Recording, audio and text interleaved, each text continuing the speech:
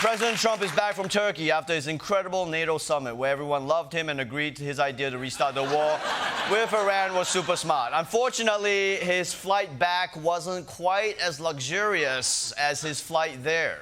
This morning, new questions about the security of President Trump's new Qatari-gifted Air Force One. The Secret Service urged the president to depart Turkey in the older Air Force One instead of the new jet as a safety precaution amid escalating tensions with Iran. Okay, first off, how did he fly back on a different plane? Like, what do you mean? Did they bring both Air Force Ones? Is that why there's no gas in the world anymore? Because the president flies with an extra emotional support plane? Also, you know what happens anytime they switch planes on you, okay? Trump definitely lost his luggage. He's calling them like, hey, did you guys find a box? It says Epstein files. Don't open it. And of course, yeah, Epstein, yeah. Epstein. And of course, we had to abandon the Qatari plane for security concerns. Of course that happened. This is why when it comes to the most important plane in the world, you don't go certified pre-owned. America should spring for a new one. And Trump should give the Qatar plane to, I don't know, give it to Southwest. I'll fly in it. I don't care if they spy on me. What are you going to do? Find out I'm watching my own movies on the entertainment system? I'm not ashamed. I'm great in them. But let's move on from this story about a thing that looked cool but turned out to be a bit shady to something completely different. Graham Platner. You remember Graham Platner, the Senate candidate who had a Nazi tattoo, a cheating scandal, and tons of offensive Reddit posts? Well, brace yourself, because something bad came out about him. Overnight, in the most closely watched Senate race in the nation, Maine Democrat Graham Platner's scandal-plagued campaign coming to a dramatic end. The announcement following an arduous 3-day collapse of Platner's candidacy after an ex-girlfriend accused him of sexual assault, which he denies. This is incredibly difficult because I know that some will think it's an admission of guilt, and it most certainly is not. Okay, I mean, it is a little suspicious. It's like being at a party where the toilet's overflowing and all of a sudden I'm like, okay, everyone, I have to leave immediately. No one read into this, please. Obviously, Platner had to drop out once there was credible sexual assault allegations. I mean, at that point, the only person in Maine who might still vote for him is Susan Collins. The question is, how could this happen? How could the people in Maine have picked this guy to run in the first place? He was picked to run not by people in Maine or from Maine, but by consultants for highly progressive movements. The initial headhunters, Dan Moraff and Leanne Fawn, told Mr. Platner he was the one, a hero of the movement. I think it was the spring of 2025, and we went through thousands and thousands of prospects.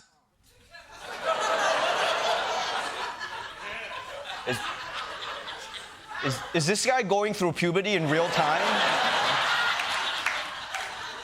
But hey, grown-up McLovin and the lady who runs a cat cafe, they're professionals, right? How did they shit the bed so hard? At this point, you hadn't vetted Graham Platner. You hadn't done a full scrub of who he is. How did you go about vetting him? And why did you? We paid, we.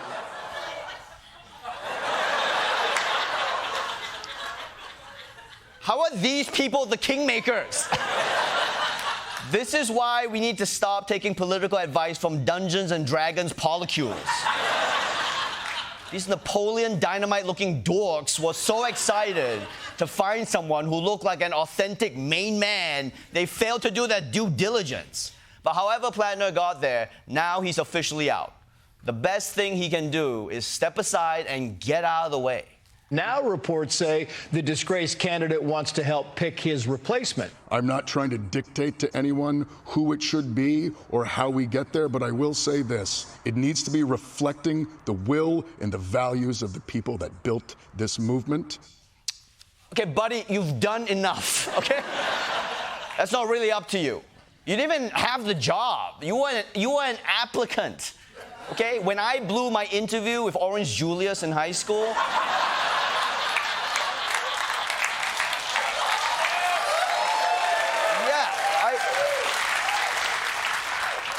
I didn't stick around to tell the manager, okay, fine, I'm leaving, but you have to hire someone as edgy as me.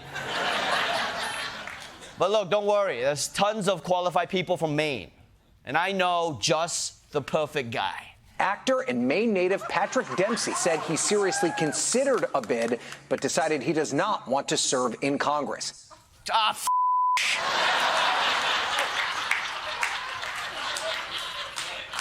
That was my only idea.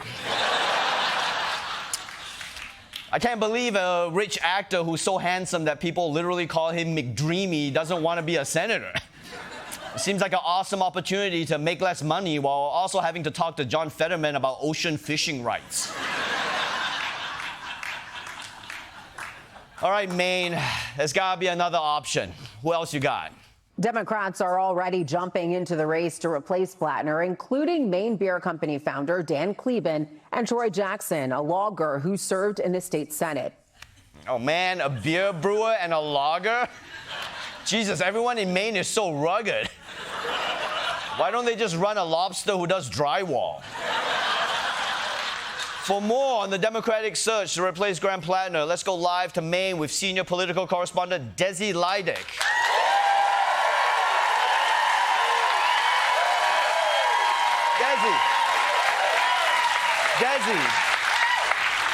Desi, what are you doing? Tell you what I'm doing, brah.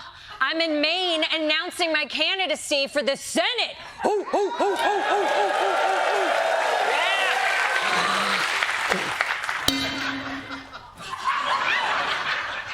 Yeah, but why are you dressed like that? Well, broski, it seems to me the Democratic consultants just want someone stereotypically masculine instead of, someone who's actually good. So I said, F it, I'm in. Let's go hunt moose and jack off. No, don't. Yeah. Desi, this is ridiculous. What Democrats need are policy ideas. And besides, I don't think you're capturing the nuances of true masculinity. It's not what your mom said last night, pussy.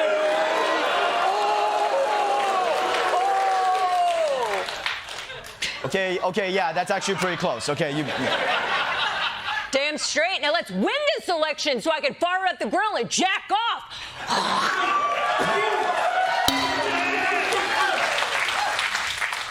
Okay, hold up. You still need a platform. What are you even running on? Great question, Brofessor. I'll tell you what I told the folks at the lumberyard. We need to lower prices. Us dudes are getting crushed by the cost of chips, dip, toilet paper for our sloppy dumps. You know what I'm talking about, Ronnie. Let's get crunked and jack off! Okay, no. Stop saying that. Can't help it. I love tugging on my penis. My dick's redder than a boiled lobster off my fishing boat.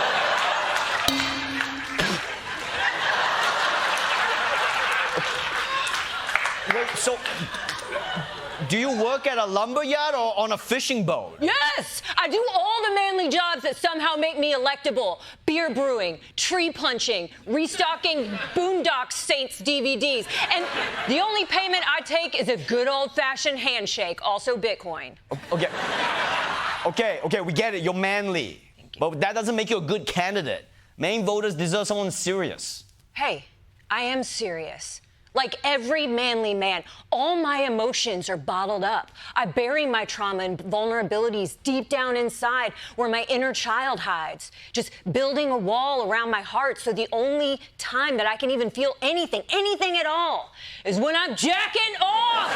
Man style! Warm up the Kleenex, boys! Desi, there is no way voters are gonna fall for this, okay? They can see right through what you're doing. Oh, is that right? Yeah. Guess what? I'm already up 40 points in the polls. What? Eat it.